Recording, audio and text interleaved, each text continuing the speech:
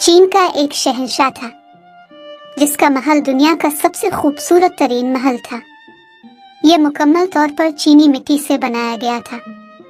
یہ بہت مہنگا لیکن اتنا نازک اور نفیس تھا کہ جو بھی اسے چھوتا تھا اسے محتاط رہنا پڑتا تھا۔ اس محل کے باغ میں سب سے منفرد پھول دیکھے جا سکتے تھے جن کے ساتھ چاندی کی خوبصورت گھنٹیاں بندھی ہوئی تھی۔ ان گھنٹیوں کی جھنکار ہر گزرنے والے کو ان پھولوں کی طرف متوجہ کرتی تھی۔ در حقیقت اس شہنشاہ کے باغ کی ہر چیز قابل ذکر تھی۔ یہ باغ اس حد تک پھیلا ہوا تھا کہ باغبان کو اس بات کا تعین کرنا ناممکن تھا کہ یہ کہاں ختم ہو رہا ہے۔ اس باغ کے کونے پر ایک گھنا جنگل تھا جس میں بلند و بالا درخت گہرے نیلے سمندر کی طرف ڈھل رہے تھے اور ان کی شاخوں کے سائے میں بڑی بڑی کشتیاں سفر کرتی تھیں۔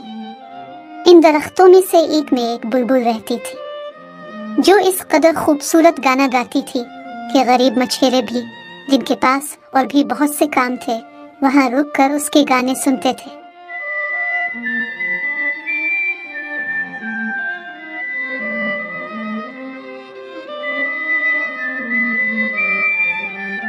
دنیا بھر سے مسافر جو ادھر کا سفر کرتے تھے وہ واپس جا کر شہنشاہ کے محل اور اس کے باغات کی خوبصورتی کے متعلق مختلف کتابیں لکھتے تھے۔ وہ اس گانا گانے والی بلبل کے بارے میں بھی خوبصورت شاعری لکھنا نہیں بھولتے تھے جو کہ بادشاہ کے باغ کے کونے پر موجود گہرے سمندر کے قریب واقع جنگل میں رہتی تھی۔ ان کتابوں کی ترسیل پوری دنیا میں ہوتی تھی۔ ایک دن ان میں سے ایک کتاب بادشاہ کے ہاتھ آ گئی۔ جب اس نے ان کتابوں میں اپنی محل کی خوبصورتی کے بارے میں پڑھا تو وہ بہت خوش ہوا، لیکن جب اس نے اس گانے والی بلبل کے بارے میں پڑھا تو وہ بہت ہی حیران ہوا۔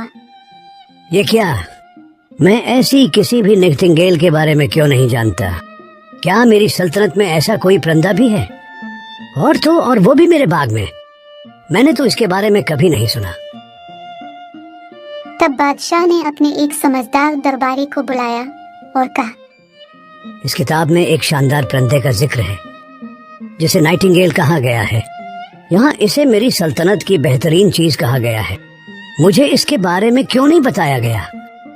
حضور، میں نے خود بھی نہ تو اس کا نام سنا ہے اور نہ ہی اسے کبھی دیکھا ہے۔ یہ پرندہ آج شام تک میرے سامنے پیش کیا جائے۔ دنیا کو معلوم ہے میرے پاس موجود بہترین چیز کا، صرف میں ہی انجان ہوں۔ حضور، میں اس کو ڈھونڈنے کی کوشش کروں گا۔ درباری کو یہ معلوم نہ تھا کہ وہ یہ بلبل کہاں سے ڈھونڈے، چنانچہ پہلے وہ سیڑھیاں اوپر نیچے چڑھا، پھر حال میں گیا۔ جب کچھ معلوم نہ ہو سکا تو وہ محل کے مختلف حصوں میں گیا، لیکن اس نے جس سے بھی پوچھا کسی کو بھی اس پرندے کے بارے میں کچھ بھی معلوم نہ تھا۔ چنانچہ وہ واپس بادشاہ کے پاس گیا اور کہا، حضور، یہ محض ایک کہانی معلوم ہوتی ہے کیونکہ اس پرندے کے بارے میں کسی کو بھی معلوم نہیں، جو کتاب میرے پاس ہے یہ حقائق پر منبی ہے، یہ جھوٹی ہو ہی نہیں سکتی۔ آج شام تک پرندے کو میرے پاس پیش کیا جائے، ورنہ رات کا کھانا ختم ہونے کے بعد پورا دربار رونٹ دیا جائے گا۔ جی حضور، آپ کا حکم سر آنکھوں پر۔ اب درباری کافی پریشان تھا کیونکہ وہ محل میں سب ہی سے پوچھ چکا تھا۔ اب صرف کچن کی باورچن ہی بچی تھی۔ چنانچہ وہ اس کے پاس گیا اور اس سے اس بارے میں دریافت کیا۔ خوش قسمتی سے باورچن کو اس پرندے کے بارے میں معلوم تھا۔ میں اس نائٹنگیل کے بارے میں بہت اچھے سے جانتی ہوں اور یہ بہت ہی سریلا گانا بھی گاتی ہے۔ ہر شام جب میں اپنی بیمار ماں سے ملنے جاتی ہوں جو کہ نیچے سمندر کے کنارے کے قریب رہتی ہے، تو راستے میں جب میں تھک جاؤں تو میں جنگل میں بیٹھ کر اس نائٹنگیل کے گانے سنتی ہوں اور بالکل تازہ دم ہو جاتی ہوں۔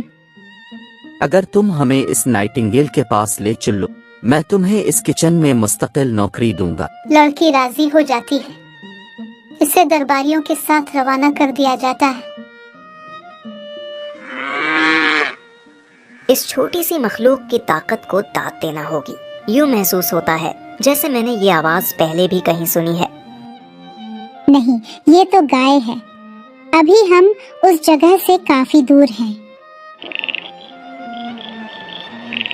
لگتا ہے وہ ہمیں مل گئی ہے۔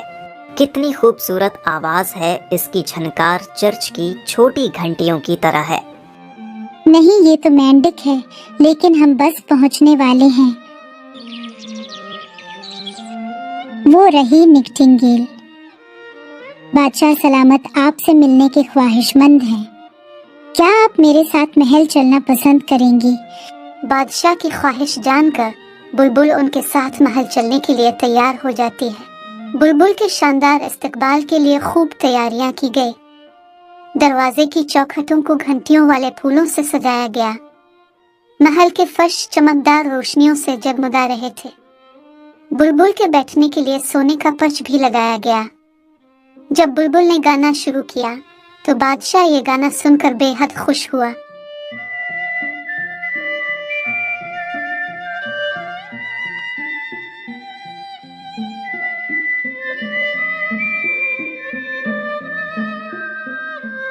وہ اس کی تعریف کیے بغیر نہ رہا۔ بادشاہ نے بلبل کو کہا کہ اب سے وہ محل میں ہی رہے گی۔ اس کی خدمت کے لیے 12 ملازم تعینات کر دیے گی، جو بلبل کے پاؤں پر بندھا ریشم کا دھاگا پکڑ کر رکھتے تھے جب بھی بلبل کو کبھی باہر جانا ہوتا تھا۔ اس طرح کے اوڑھنے میں بلبل بالکل بھی خوش نہ تھی۔ اب بادشاہ دن رات اس بلبل کے سریلے گانے سنتا تھا اور اپنے سارے غم بھول جاتا تھا۔ بادشاہ کو اس بلبل سے بہت لگاؤ ہو گیا تھا۔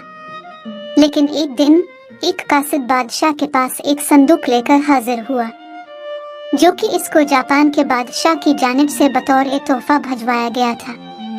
اس صندوق کے اندر چابی سے چلنے والی ایک مصنوعی بلبل تھی۔ اس بلبل پر ہیرے، یاقوت اور نیلم لگے تھے۔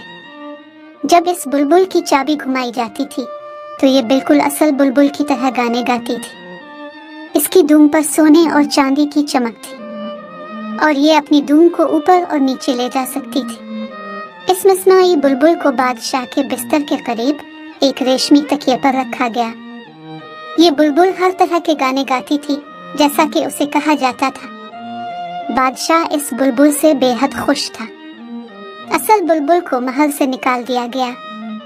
اسی طرح 1 سال گزر گیا۔ ایک شام جب بادشاہ اس بلبل کے گانے سن رہا تھا تو اچانک عجیب سی آواز آئی اور اس بلبل نے گانا گانا بند کر دیا۔ بہت کوشش کی گئی لیکن اس بلبل کے پرزوں کو دوبارہ ٹھیک نہیں کیا جا سکا۔ بادشاہ اب بہت اداس رہنے لگا تھا۔ اس طرح 5 سال گزر گئے۔ اسی غم میں بادشاہ بہت بیمار ہوتا چلا گیا۔ امید یہی کی جا رہی تھی کہ اب اس کا بچنا ناممکن ہے۔ ساری سلطنت غمگین تھی۔ نئے بادشاہ کو منتخب کرنے کی باتیں بھی شروع ہو چکی تھی۔ ایک رات بادشاہ کو سانس لینے میں دشواری ہونے لگی۔ اسے اپنے سینے پر بوجھ محسوس ہوا۔ اس نے آنکھیں کھولی تو دیکھا کہ موت کا فرشتہ اسے لینے آ گیا ہے۔ موت بادشاہ کی آنکھوں میں آنکھیں ڈال کر گھور رہی تھی۔ ہر طرف سناٹا تھا۔ اچانک کھڑکی میں وہی پرانی اصل بلبل آ کر بیٹھ گئی۔ اس کو بادشاہ کی بیماری کا علم ہو چکا تھا، اس لیے وہ اس کے لیے گانا گانے آئی تھی۔ بلبل نے گانا شروع کیا۔